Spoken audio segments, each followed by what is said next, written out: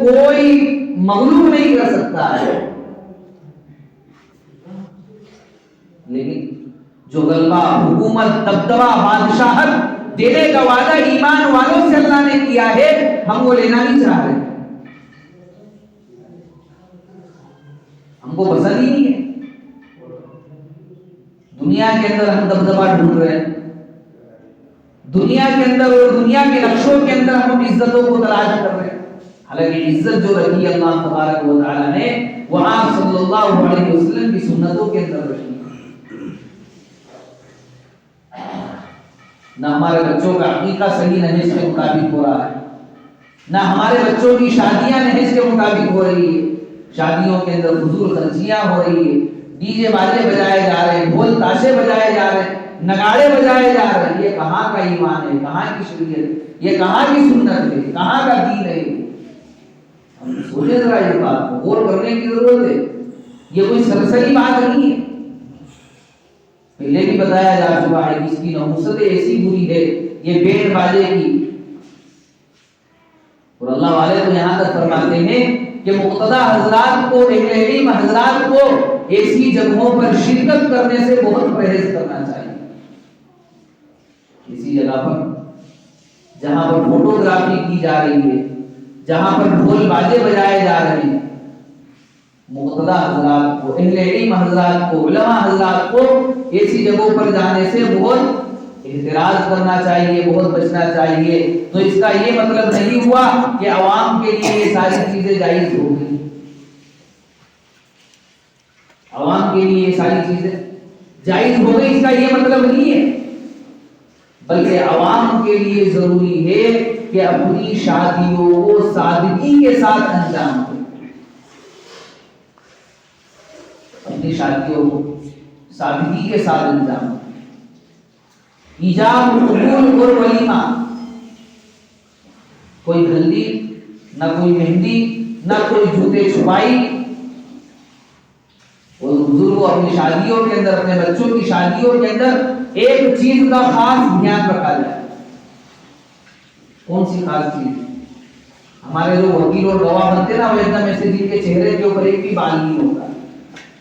ارے پرہیز کرو ایسے لوگوں کو وکیل اور گواہ بنانے سے، اور ایسے لوگوں کو وکیل اور گواہ بننے میں اتنے بے شرم ہیں کہ وہ رومال مان کے آگے آ جاتے ہیں، کوئی شرم حیا نہیں ہے۔ ارے اتنی بڑی سنت اللہ کے نبی صلی اللہ علیہ وسلم، اتنی بڑی بڑی داڑھی والے حضرات بیچارے پیچھے بیٹھے ہوئے ہیں، بزرگ حضرات پیچھے بیٹھے ہوئے ہیں، اور دولہا دلہن کے باپ نے اٹھایا اور اس کو چینے چوپڑے کو وہاں پر لا کر بٹھا دیا امام صاحب کے سامنے۔ کون ہے؟ تو بولے یہ وکیل ہے۔ ارے آپ ایک اللہ کے نبی صلی اللہ علیہ وسلم کی سنت کے وکیل بننے جا رہے ہیں، جب آپ کے چہرے کے اوپر سنت نہیں ہے تو آپ کو کوئی حق نہیں بنتا کہ آپ اس سنت کے وکیل بن جائیں۔ ہاں، آپ کے چہرے پہ اگر سنت نہیں ہے، آپ کے بدن کے اوپر اگر سنت نہیں ہے، آپ کے سر کے اوپر اگر سنت نہیں ہے، تو آپ کو اس بات کا کوئی حق نہیں ہوتا کہ آپ کی یہ بے سنتی کی نحوست سے ان نئے جوڑوں کے اندر نحوست پیدا ہو جائے۔ اس لیے باشرع لوگوں کو جو شریعت اور سنت کا پابند ہو، جس کے سر کے اوپر ٹوپی، چہرے کے اوپر داڑھی، بدن کے اوپر سنتی لباس ہو، ایسے لوگوں کو اپنی بچے اور بچیوں کی شادیوں کے گواہ اور وکیل بنایا جائے۔ ورنہ میرے ذہن میں تو کبھی کبھی اللہ کے گھر کے اندر بیٹھ کر کے رہا ہوں، میرے ذہن میں کبھی کبھی یہ بات آتی ہے کہ آج جو بچیوں کے رشتے ٹوٹ رہے ہیں، یہ ان گواہ اور وکیلوں کی نحوست ہے، یہ ان گواہ اور وکیلوں کی نحوست ہے۔ یہ جو نحوست پھیلا رہے ہیں، ان کے چہروں کے اوپر داڑھیاں نہیں ہے اور ان کے بدن کے اوپر سنتی لباس نہیں ہے، جیب کے اندر ٹوپی رکھنا تک گوارا نہیں کرتے، بلکہ یہ لوگ تو شادیوں کے اندر ادھار رومال مانگ کر سر پہ ڈالتے ہیں۔ ادھار رومال مانگتے ہیں،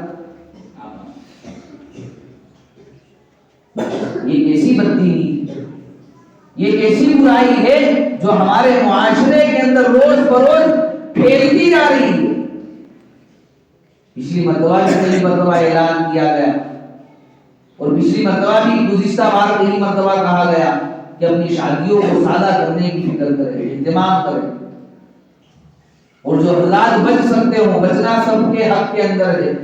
عن ابی سعید الخدری رضی اللہ تعالی عنہ قال قال رسول اللہ صلی اللہ علیہ وسلم من رأى منكم منکرا فلیغیرہ بیدہ فإن لم يستطع فبلسانه وإن لم يستطع فبقلبه وذلك أضعف الإيمان۔ حضرت ابو سعید خدری رضی اللہ عنہ کی روایت، اللہ کے نبی صلی اللہ علیہ وسلم نے ارشاد فرمایا من رأى منكم منکرا، تم میں سے جب کوئی کسی برائی کو ہوتا ہوا دیکھے فلیغیرہ بیدہ، اگر وہ اس بات کی طاقت اور استطاعت رکھتا ہے کہ اس کو اپنے ہاتھ سے وہ روک سکتا ہے اور بند کر سکتا ہے، تو اس کو چاہیے کہ وہ اپنے ہاتھ سے اس کو روکے۔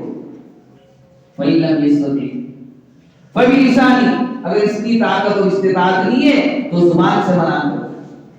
وَإِن لَّمْ يَسْتَطِعْ فَبِقَلْبِهِ، اگر زبان سے روکنے کی بھی طاقت نہیں ہے تو دل کے اندر اس کو برا سمجھے، کائی کے اندر برا سمجھنا ہے، دل کے اندر برا سمجھنا ہے۔ وَذَلِكَ أَضْعَفُ الْإِيمَانِ، اور یہ ایمان کا سب سے کیا درجہ ہے؟